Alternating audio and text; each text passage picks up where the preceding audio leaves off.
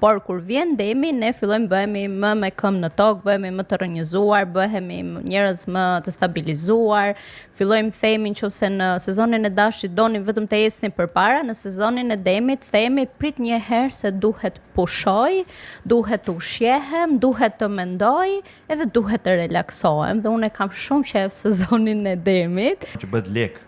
Po bëhet lek. Bëhet lek. Po sepse në momentin që ti pushon dhe fillon kënaqesh me çdo gjë që jeta të ofron, patjetër që ti hap portat ose më saktë hap energjinë brenda teje, e patjetër që do vinë edhe të mira materiale, sepse është dita e tokës.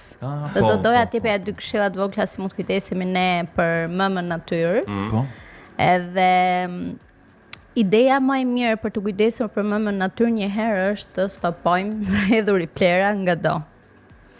Një mënyrë tjetër është për të shkuar në natyrë, për të medituar, për të përqafuar pemët. Shumë njerëz kjo mund të duket çesharake, po kjo është forma se si ne lidhemi me më natyrë, së fundja kjo tokë, më natyrë është shtëpia jonë e parë. Nëse nuk do ekzistonte toka, ne nuk do ishim fare këtu. Dhe nëse ne nuk do ishim këtu, toka do vazhdonte do ekzistonte për së mbarë. Sa herë të jeni në natyrë, përveç se t'i dhuroni mirënjohjen natyrës, është mirë dhe që t'i dhuroni diçka tuajën si një formë nderimi dhe falënderimi që natyra kujdeset për secilin prej nesh. Unë për vete sa herë udhtoj, qoftë jashtë shtetit ose edhe në Shqipëri, kudo që shkoj sidomos në natyrë, i dhuroj gjithmonë natyrës, dhe zakonisht i dhuroj punimet e mia që punoj me kristale.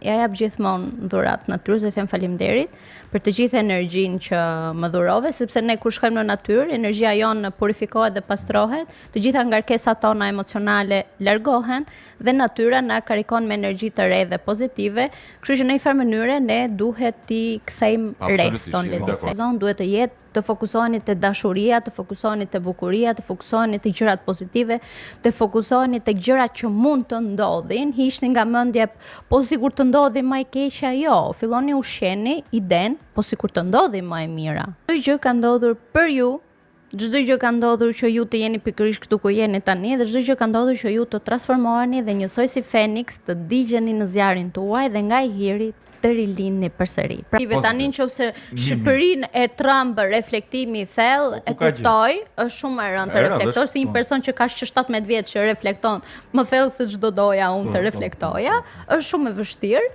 por është dhe shpërblyese.